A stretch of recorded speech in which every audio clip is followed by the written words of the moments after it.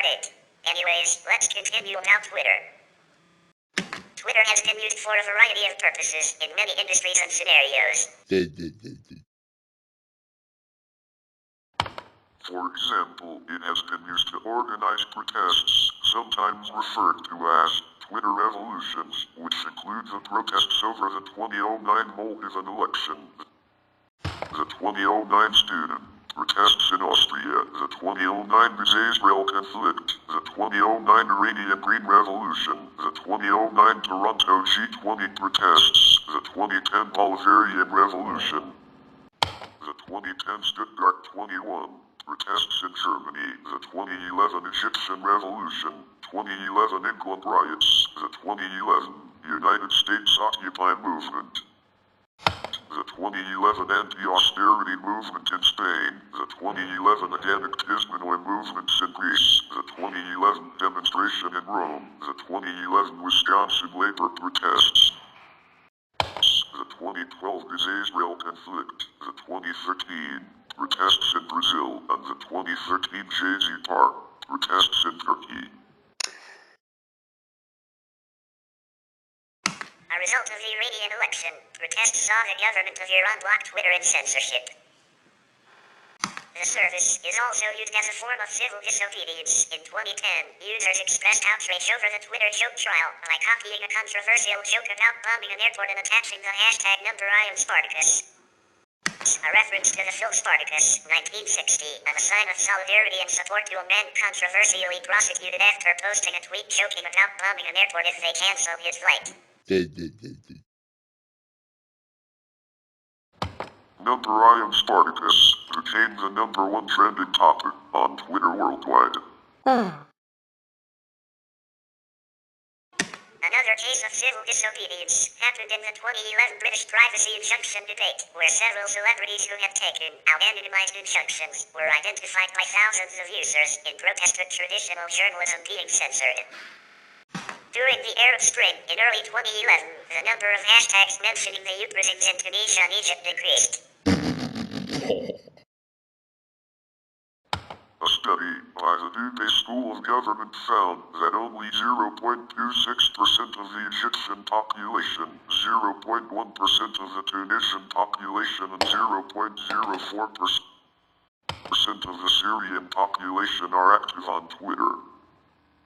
According to documents leaked by Edward Snowden and published in July 2014, the United Kingdom's GCHQ has a tool named the IRDSONG for automated posting of Twitter updates, and a tool named the IRDSTRIKE for Twitter monitoring and profile collection.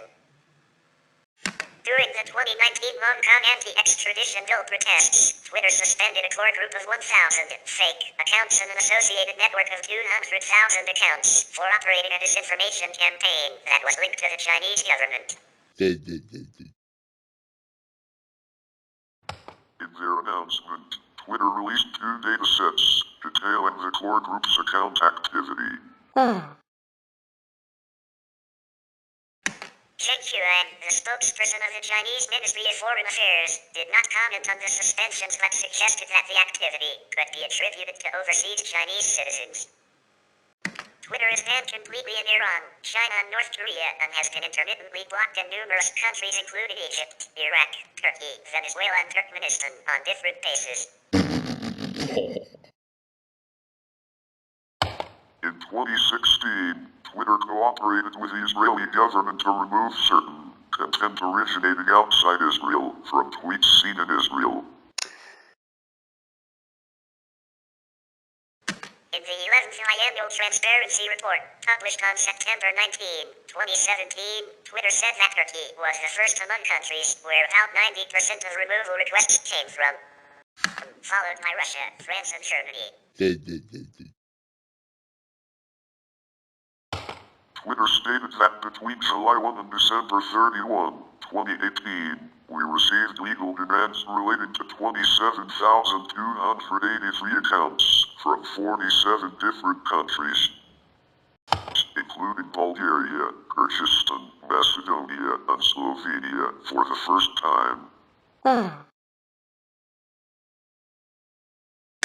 As part of evidence to a U.S. Senate inquiry, the company admitted that their systems detected and hid several 100,000 tweets relating to the 2016 Democratic National Committee email leak. During the curfew in Jammu and Kashmir after revocation of its autonomous status on 5 August 2019, the Indian government approached Twitter to block accounts which were spreading anti-India content.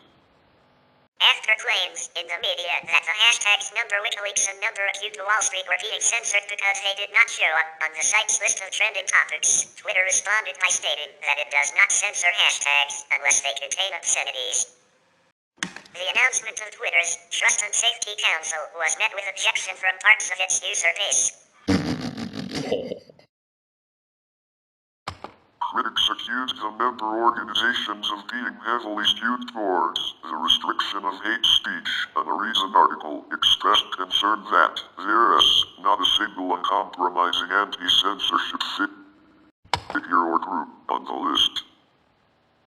In May 2008, the Wall Street Journal wrote that social networking services such as Twitter elicit mixed feelings in the technology-savvy people who have been the early adopters. Fans say they are a good way to keep in touch with busy friends. But some users are starting to feel too connected as they grapple with check-in messages at odd hours, higher cell phone bills, and the need to tell acquaintances to stop announcing what they're having for dinner. The following year, John C. Forak described Twitter as the new CB radio. A practical use for Twitter's real-time functionality is as an effective, de facto emergency communication system for breaking news. It was neither intended nor designed for high-performance communication, but the idea that it could be used for emergency communication was not lost on the creators, who knew that the service could have wide-reaching effects early on when the company used it to communicate during earthquakes. Another practical use that is being studied is Twitter's ability to track epidemics and how they spread. In addition, Twitter has acted as a sensor for automatic response to natural disasters such as bushfires. Twitter has been adopted as a communication and learning tool in educational and research settings, mostly in colleges and universities. It has been used as a back channel to promote student interactions, especially in large lecture courses. Research has found that using Twitter in college courses helps students communicate with each other and faculty, promotes informal learning, allows shy students a forum for increased participation, increases student engagement, and improves overall course grades. Twitter has been increasingly growing in the field of education as an effective tool that can be used to encourage learning an idea or knowledge sharing in and outside the classroom. By using or creating hashtags, students and educators are able to communicate under specific categories of their choice to enhance and promote education. A broad example of a hashtag used in education is #EdChat, to communicate with other teachers and people using that hashtag. Once teachers find someone they want to talk to, they can either direct message the person or narrow down the hashtag to make the topic of the conversation more specific using hashtags for CitChat, Science, EdChat, English, Chat, Social Studies. In a 2011 study, researchers found that young people's use of Twitter helped to improve relationships with teachers, encourage interactive learning, and ultimately lead to high grades. In the same study, it was found that out of a group of 158 educators, 92% agreed that the reason they use Twitter is because of how user-friendly it is, and another 86% agreed that they started and continue using Twitter because of how easy it is to learn, and finally, 93% said they use Twitter because it is free. People found that 70% sifting through large amounts of data is challenging. However, with the simple nature of Twitter, large amount of information became easily accessible. Much of this simplicity comes from the use of the hashtag and the intuitive nature of how Twitter as a microblogging site operates.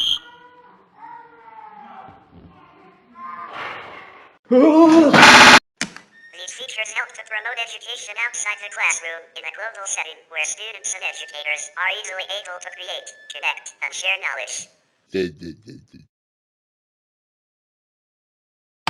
This ultimately promotes growth and learning among students and educators, not just in the classroom, but virtually and around the world. Tech writer Bruce Sterling commented in 2007 that using Twitter for literate communication is about as likely as firing up a CD radio and hearing some guy recite the Iliad. In September 2008, the journalist Clive Thompson mused in a New York Times Magazine editorial that the service had expanded narcissism into a new, super-metabolic extreme, the ultimate expression of a generation of celebrity, adult youths who believe their every utterance is fascinating and ought to be shared with the world. One of the earliest documented forms of celebrity-related Twitter-like disclosures dates from 1980, when real estate mogul William Desmond Bryan made round-the-clock press releases about his relationship with comedian Phyllis Diller, even revealing what she was making him for dinner on a nightly basis. Conversely, Vancouver Sun columnist Steve Dotto opined that part of Twitter's appeal is the challenge of trying to publish such messages in tight constraints. Jonathan Zitron, professor of internet law at Harvard Law School, said that the qualities that make Twitter seem inane and half-baked are what makes it so powerful. In that same vein, and with Sigmund Freud in mind, political communications expert Matthew Auer observed that well-crafted tweets by public figures often deliberately mix trivial and serious information so as to appeal to all three parts of the reader's personality, the id, ego, and superego.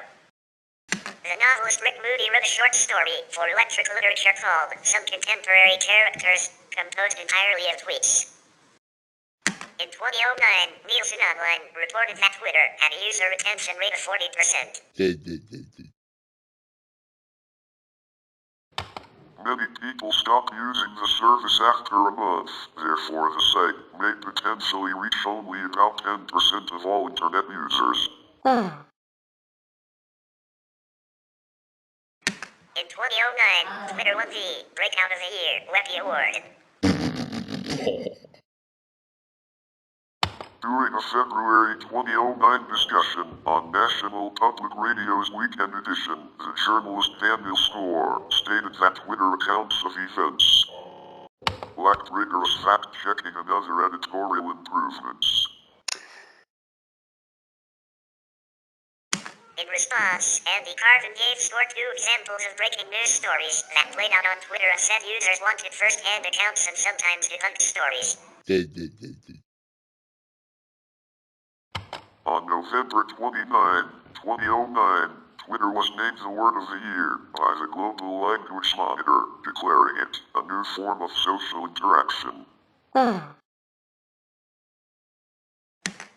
magazine acknowledged its growing level of influence in its 2010 Time 100.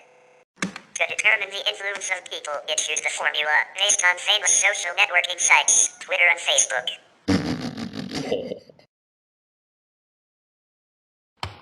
The list ranges from Barack Obama and Oprah Winfrey to Lady Gaga and Ashton Kutcher. The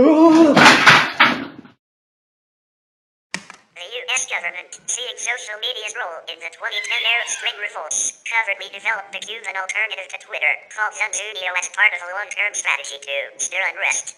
The service was active from 2010 to 2012.